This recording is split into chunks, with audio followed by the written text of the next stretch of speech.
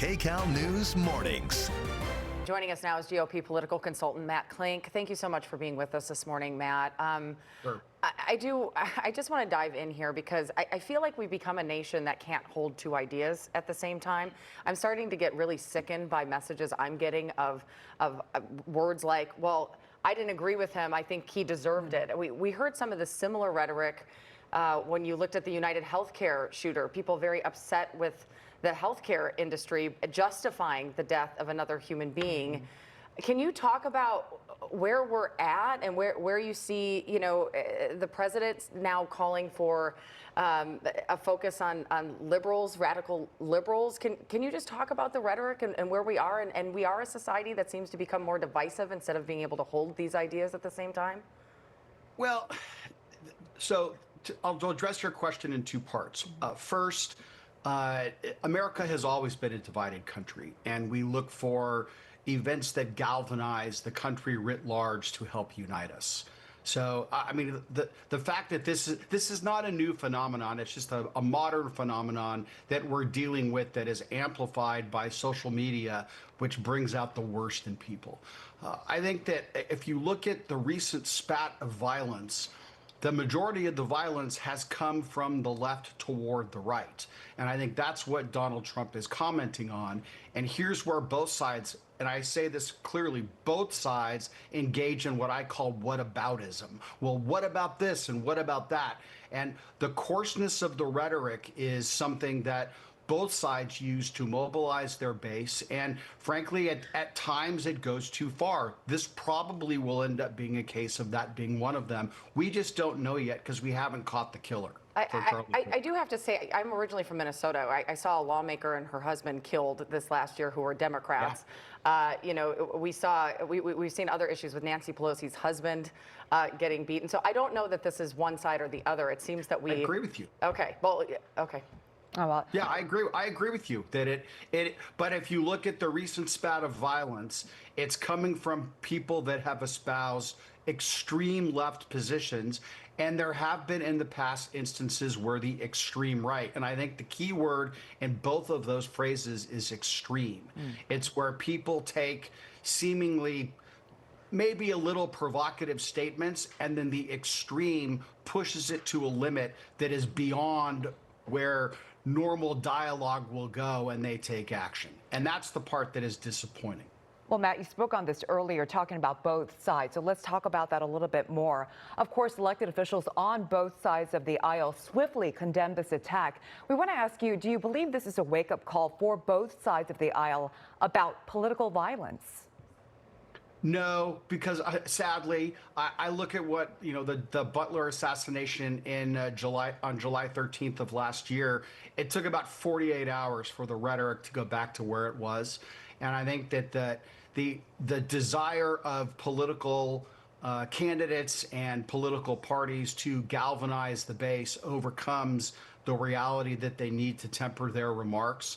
So I would like to think that, look, if we did what Charlie Kirk did and engaged in dialogue, and, Charlie Kirk was known for the strength of his arguments overcame the pablum or the rhetoric in his case, of the left.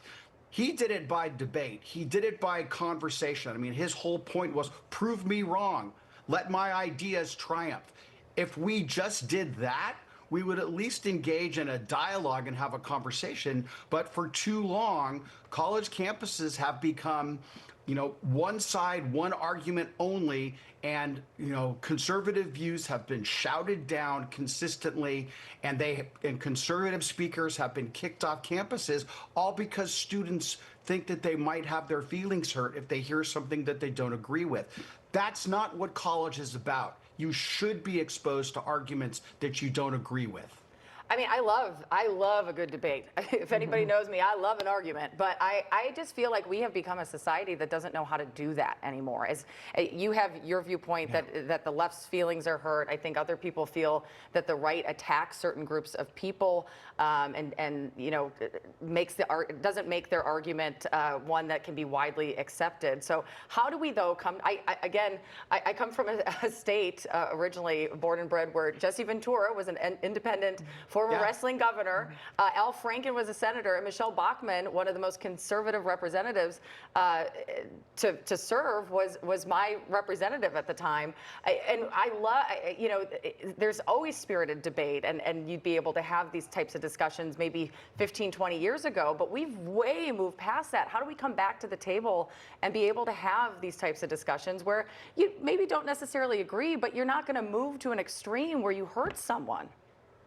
Well, yes. Look, what I've been saying, unfortunately, far too much the last 48 hours or 24 hours is, just because your opponent doesn't make you my enemy.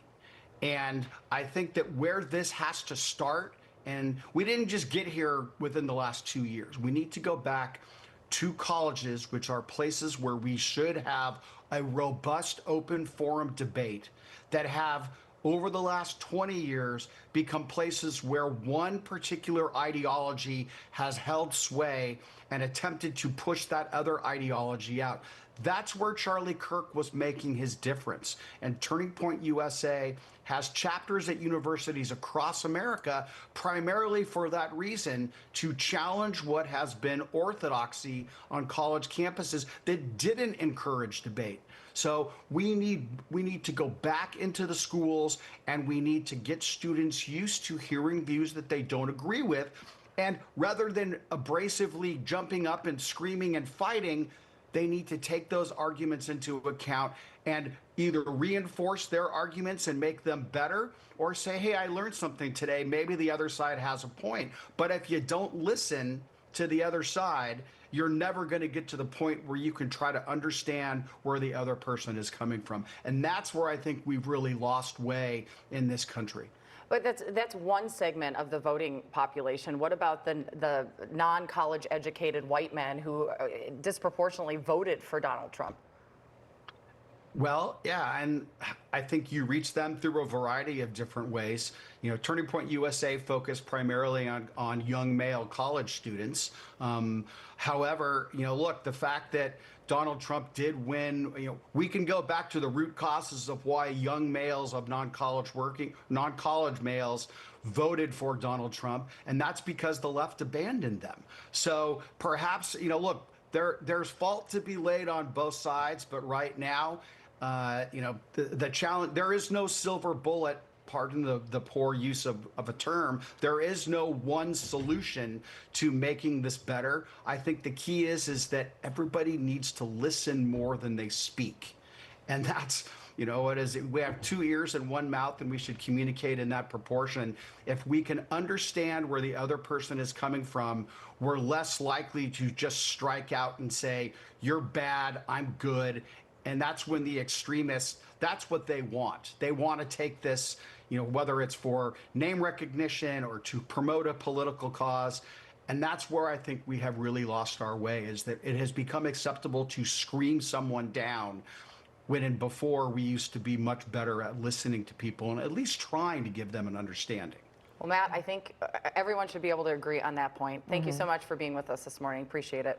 Thanks a million.